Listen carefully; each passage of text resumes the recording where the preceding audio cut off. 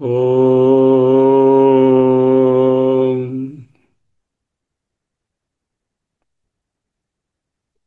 ఓం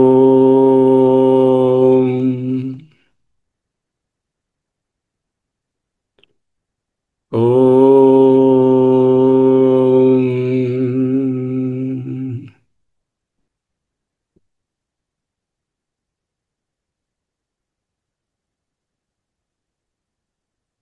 స్థిరసుఖమాసనం.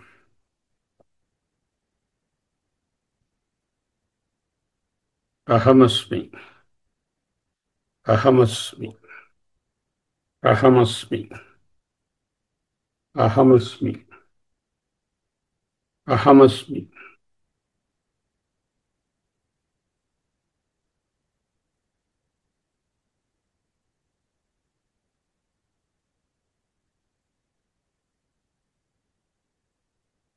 అహమస్మి.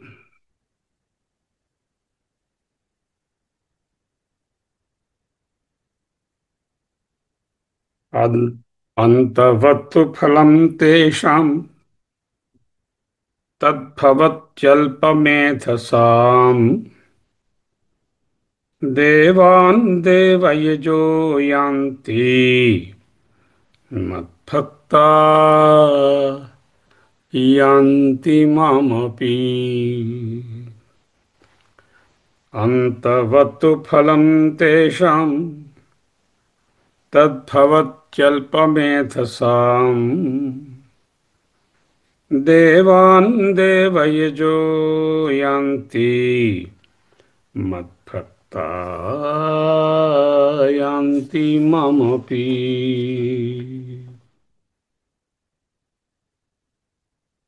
తు కానీ తేషాం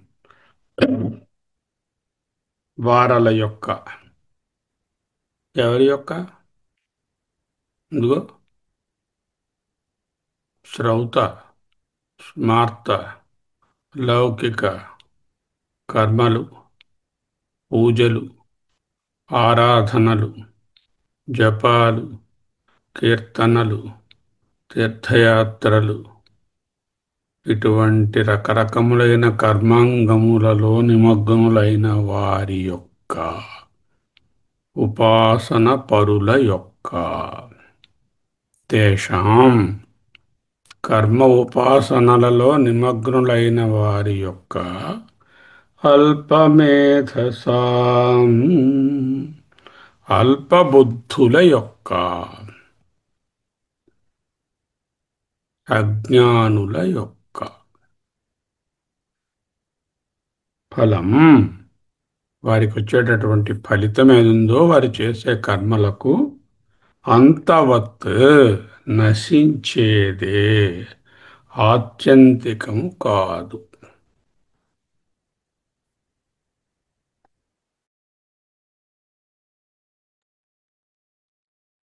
తు కానీ తేషాం అల్పమేధసాం తత్ఫలం అంతవత్.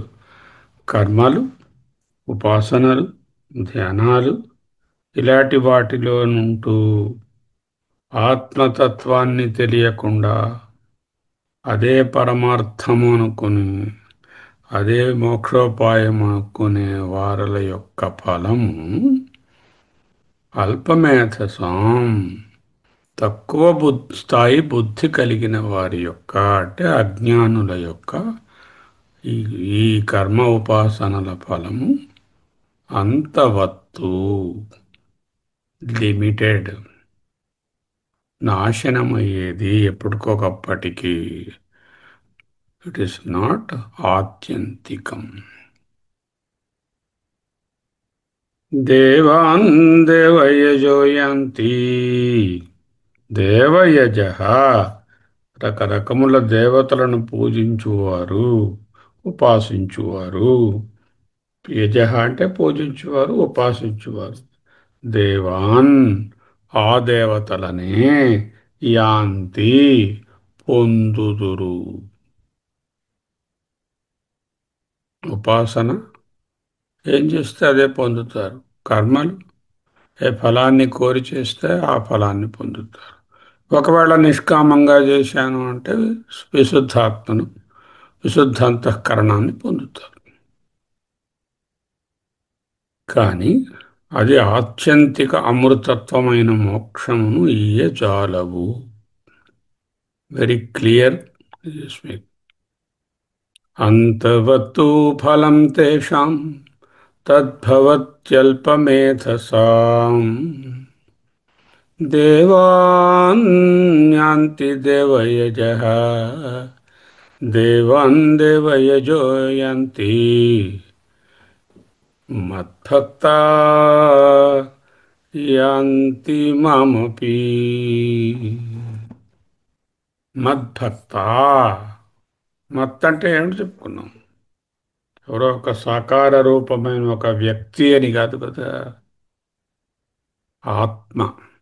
ఆత్మతత్వమునందు ఎవరైతే ఉంటారో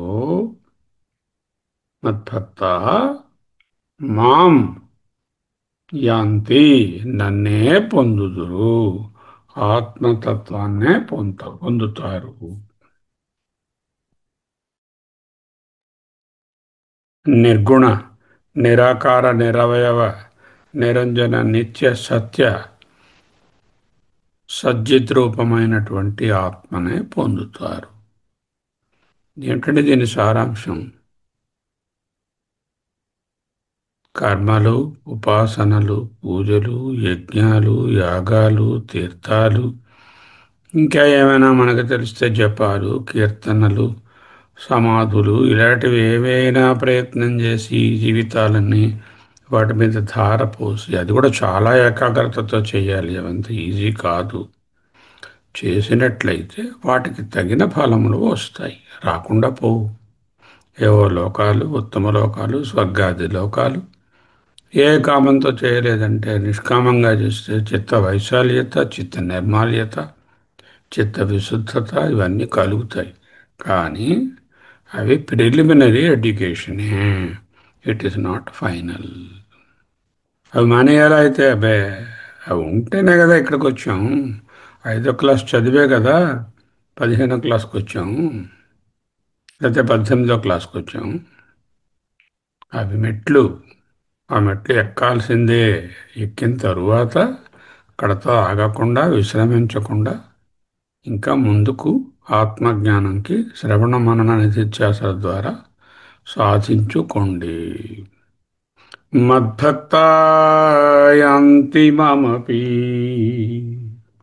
మద్భక్తా, ఆత్మభక్తా యాంతి మాం, యాంతి ఆత్మ అపి. ఆత్మనే పొందుతా. అపి అంటే డెఫినెట్లీ, నిశ్చయంగా అంటానికి కూడా అని కాదు,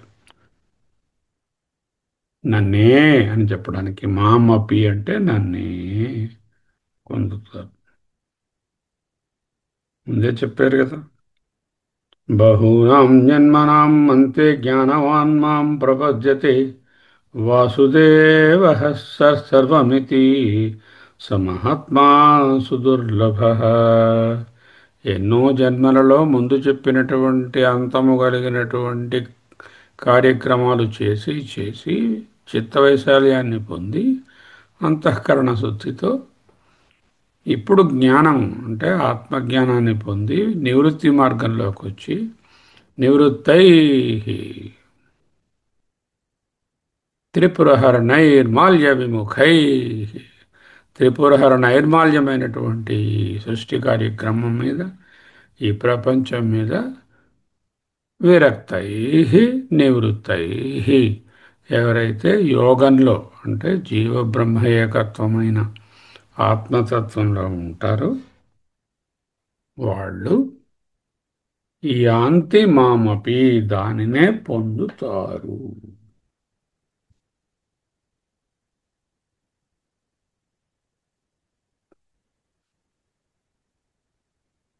ఎందువలనండి? కర్మలు మోక్షాన్ని ఇవ్వలేవు. దుఃఖమిశ్రత్వం, అతృప్తికరత్వం, బంధకత్వం, అవి అపూర్ణం. అపూర్ణమైన కర్మలకు మరికొన్ని అపూర్వాలు జోడించాను అనుకోండి, అపూర్ణాన్ని జోడించాను అనుకోండి, incomplete plus incomplete cannot be complete, it will be still incomplete only. అపూర్ణం ప్లస్ అపూర్ణం ఈజ్ ఫర్ ఎవర్ అపూర్ణం. అందుకే అల్పమేధసాం అంతవత్తు ఫలం తేషాం అన్నారు. న విత్తేన తర్పణీయో మనుష్య, ఎప్పటికీ తృప్తి కలిగించవు. దుఃఖమిశ్రత్వం అంతవత్తు. ఎందుకు? తేతం భుక్త్వా స్వర్గలోకం విశాలం క్షీణే పుణ్యే మర్త్యలోకం విశంతి. వాటి వలన ఏవైనా లోకాలంటూ అనుభవాలంటూ వస్తే వాటికి ఒక ఫుల్ స్టాప్ ఉంటుంది. కామా కాదు, ఆ ఫుల్ స్టాప్ తర్వాత వాడు మళ్ళీ కిందకి ఢామ్ అని పడతాడు, మళ్ళీ మర్త్యలోకంలో. ముండకంలో ఇమం లోకం హీనతరం వా విశంతి. ఇంద్ర పదవి కూడా శాశ్వతం కాదు, పుణ్యమైపోగానే హీనతరమైన అధోలోకాలలో పడతాడు. అంతవత్తు పరిమితి కలిగిన. దానికి భగవంతుణ్ణి నిందించి లాభం లేదు. ఆయన రెండు జేబులను చేతులు పెట్టుకొని సిద్ధంగా నిల్చుని ఉన్నాడు. మనం లక్ష్యాన్ని ఎన్నుకోవాలి. అంతవంతమైన ఫలములు కావాలంటే దేవతలను పూజించుకుని దేవాన్యాంతి అండ్ రిటర్న్స్. మద్భక్త యాంతి మామపి. జ్ఞానామ్యహం సేవధిరనిత్యం నహ్యధ్రువై ప్రాప్యతే హి ధ్రువం తత్. కఠోపనిషత్తు. యమధర్మరాజే అన్నాడు, నేను యమధర్మరాజు పదవి కోసం ఉపాసనలు, కర్మలు, యాగాలు చేశాను, కానీ నీలా ఆత్మవిద్యని కోరుకోలేదు మహాత్మా అన్నాడు నచికేతుడితో. మద్భక్త అంటే సగుణ సాకార కృష్ణమూర్తి రూపంగా కొలిచేవారని కాదు, అనంతమైనటువంటి పరతత్వంగా భావించి, ప్రత్యేగాత్మగా భావించి కొలిచేవారు వాళ్ళు మాం అపియాంతి, నన్నే పొందుతారు. నన్నంటే నామరూపాలకు అతీతమైన, త్రికాల అబాధ్యమైన సద్రూప ఆత్మను, చిద్రూప ఆత్మను, బ్రహ్మను పొందుతారు.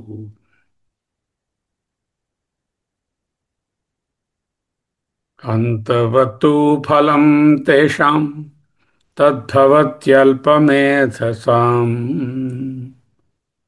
అదే శంకర గురువులు అయితే మూఢా అంటారు. వేదవ్యాసుల వారు పొలైట్గా అల్పమేధసాం అన్నారు. అంటే తక్కువ బుద్ధి కలిగిన వాళ్ళు. మూఢా అన్నదే అర్థం.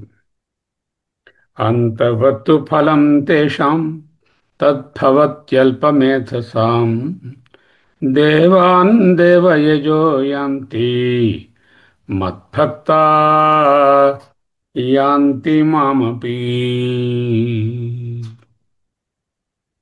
అక్కడ మద్భక్త అంటే ఉపాసకుడు, భక్తుడని కాదు, ఆత్మజ్ఞనిష్టలోనున్నవాడని. మాం అంటే సగుణ సాకార రూపమైన ఒక దైవం అని అర్థం కాదు. ఆత్మనే, పరమాత్మనే, ప్రత్యేగాత్మనే పొందుతారు అని చెప్తున్నారు. అహమస్మి, అహమస్మి. ఇప్పుడు ఆ మామ మద్భక్త యాంతి మామపి అన్నారు కదా, ఆ తత్వంలోనే మనము నిధిధ్యాసన చేద్దాం. పరిమితమైన ఫలములను ఇచ్చే జీవితాలు చాలా గడిచి ఉంటాయి మనకి. కాబట్టి ఇక్కడికి వచ్చాం. కాబట్టి ఇప్పుడు అపరిమితమైనటువంటి ఆత్యంతిక ఆత్మతత్వంలో నిలవడానికి నిధిధ్యాసన చేద్దాము.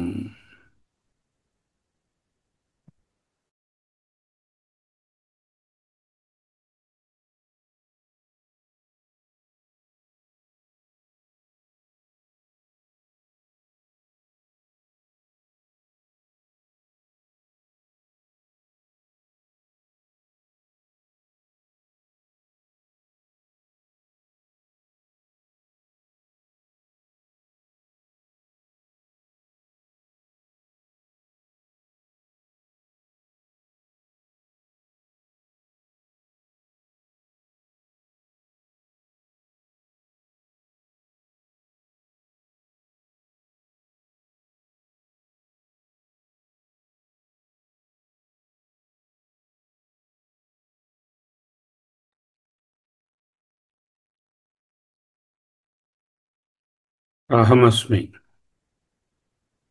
అహమస్మి. అవ్యక్తం వ్యక్తిం ఆపన్నం మన్యంతే మాం అబుద్ధయః పరం భవమజానంతో మమావ్యయం అనుత్తమం. మమ, నా యొక్క, మరొక చదువుకుందాం. అవ్యక్తం వ్యక్తిమాపన్నం మన్యంతే మాం అబుద్ధయః పరం భావమజానంతో మమావ్యయం అనుత్తమం. అవ్యక్తం వ్యక్తిం ఆపన్నం మన్యంతే మాం అబుద్ధయః పరంభావం అజానంతః మమ అవ్యయం అనుత్తమం. మమ, నా యొక్క, ఆత్మతత్వము యొక్క, పరబ్రహ్మతత్వము యొక్క అనుత్తమం, అత్యుత్తమమైన, అవ్యయం, శాశ్వతమైన పరంభావం, పరమభావమును అబుద్ధయః బుద్ధిహీనులు, అజానంతః తెలుసుకోలేని వారై. ఇందాక అల్పమేధసాం అన్నారు, ఈసారి అబుద్ధయః అన్నారు. అంటే బుద్ధిహీనులు అని అర్థం, బుద్ధి లేనివారు. వాళ్ళు ఏం చేస్తున్నారు? మమ అనుత్తమం అవ్యయం పరంభావం అబుద్ధయః అజానంతః. మమ, నా యొక్క, అనుత్తమం అత్యుత్తమమైన, అవ్యయం శాశ్వతమైన, పరంభావం పరమభావమును అబుద్ధయః బుద్ధిహీనులు, అజానంతః పాపం తెలుసుకోలేని వారై ఏం చేస్తున్నారు? అవ్యక్తం మాం వ్యక్తిం ఆపన్నం మన్యంతే. నానోమాక్ట్ అయినటువంటి ఆత్మను ఆబ్జెక్ట్గా ఓమాక్ట్ అనుకుంటున్నారు. అవ్యక్తం ఆబ్జెక్ట్ కానీ, వ్యక్తము కానీ, ఏ ఇంద్రియాలతో తెలియని, మనసుతో కూడా తెలియని, ఇంద్రియాలకు మనస్సుకు కూడా గోచరింపరానటువంటి మాం సద్రూప బ్రహ్మను, చిద్రూప బ్రహ్మను, సచ్చిదానందాత్మను, పరమాత్మను, నన్ను అనుంది అక్కడ. నన్ను అంటే మాం అంటే సద్రూప బ్రహ్మ, చిద్రూప బ్రహ్మ, సచ్చిద్రూప ప్రత్యేగాత్మ. అది ఎటువంటిది? అవ్యక్తం. ఎందుకు?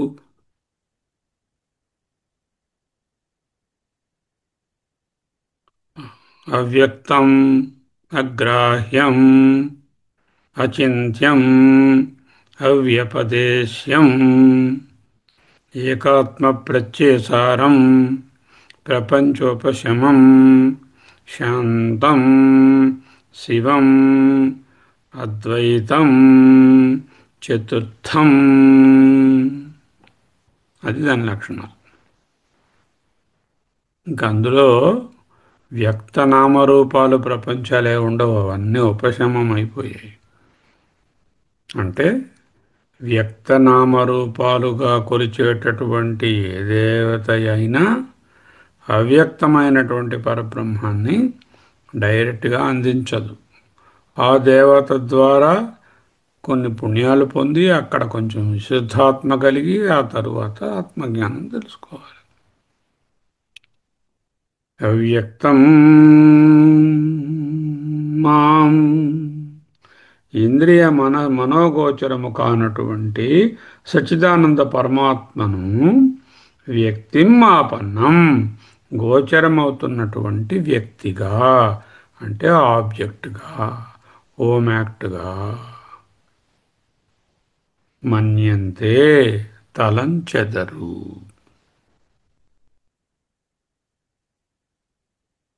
అంటే ఏమిటి? కర్మలలోను, పూజలలోను, తీర్థయాత్రలలోను, ఉపాసనలలోను వ్యక్తభావాన్నే ఉపాసిస్తున్నాం, వ్యక్తభావం మీదనే ధ్యానం చేస్తున్నాం. ఆబ్జెక్ట్గానే దేవుణ్ణి భగవంతుడిని చూస్తున్నాం.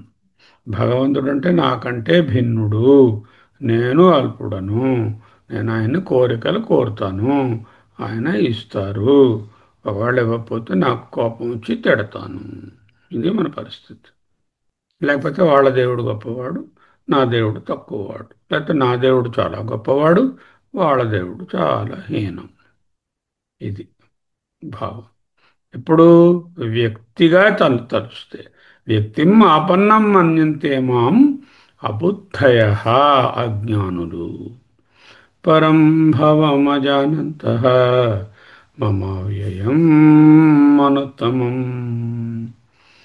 అవ్యక్తం అప్రకాశం అన్నారు. వ్యక్తిం ఆపన్నం, ప్రకాశం గతం ఇదానీం. అంటే ప్రకాశ నిరాకార నిర్గుణ పరతత్వమైనటువంటి ఆ పరాత్మను, ఆ ప్రత్యేగాత్మను ఇదిగో ఈ రూపంలో ఉన్నాడండి, ఉన్నారండి దేవుడు గారు, దేవత గారు ప్రకటమయ్యారండి, పలానా చోట వెలిశారండి, ఏమో స్వయంభూ అండి, ఇంకో భూ అండి అంటూ మన్యంతే మాం, వివేకహీనులు తలపోయుదురు. అబుద్ధయ నిత్యం ప్రసిద్ధం ఈశ్వరం అపి సంతం అబుద్ధయ అవివేకిన మన్యంతే తలుస్తూ ఉంటారు. నేను ఎప్పుడూ ఆబ్జెక్ట్ కాదు, జ్ఞేయము కాదు, ప్రమేయము కాదు, సవిశేష జ్ఞానానికి అందను. నేనంటే ఆత్మ. నేను నిర్విశేష నిర్గుణ నిరాకార నిరంజన సద్రూప చిద్రూప బ్రహ్మ లేక ఆత్మను.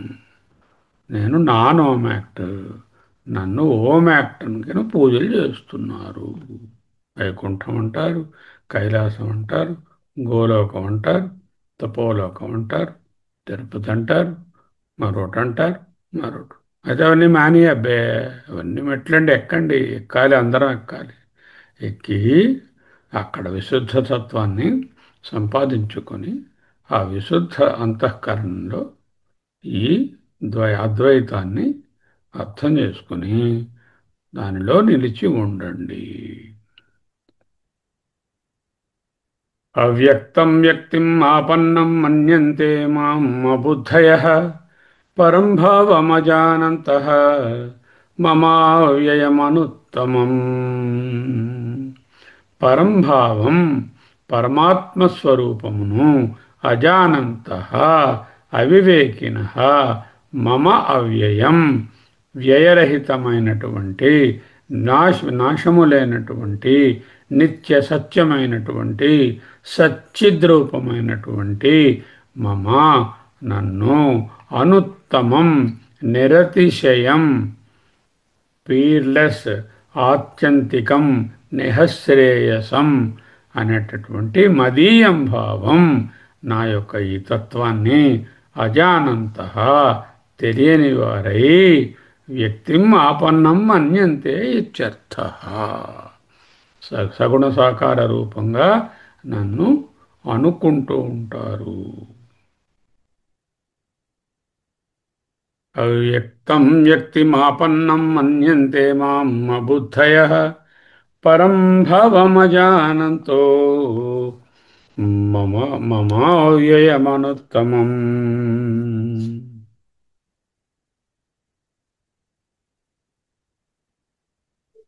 అంతవత్తు ఫలం తేషాం. వెనక్కి రావాలి.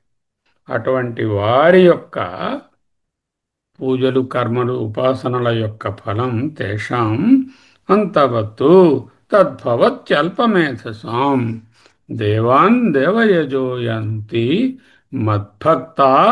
పరంభావాన్ని తెలుసుకున్నటువంటి మద్భక్త యాంతి మామపి. రెండు జంట శ్లోకాలు.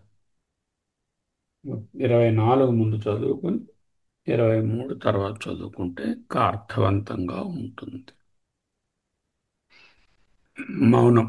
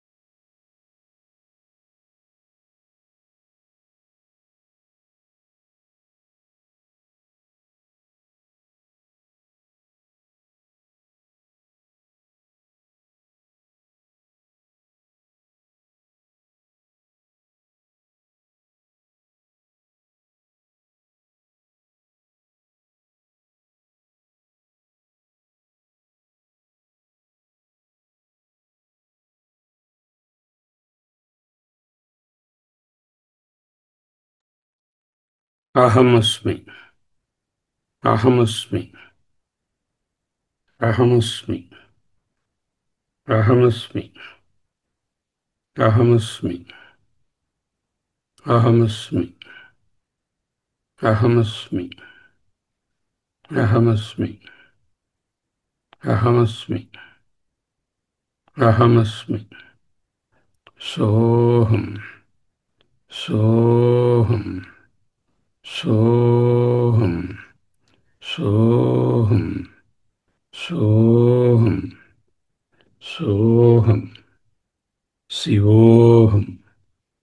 శివోహం. అవ్యక్తం వ్యక్తిమాపన్నం మన్యంతే మాం బుద్ధయః పరం భవమజానంతో మమావ్యయమనుత్తమम्.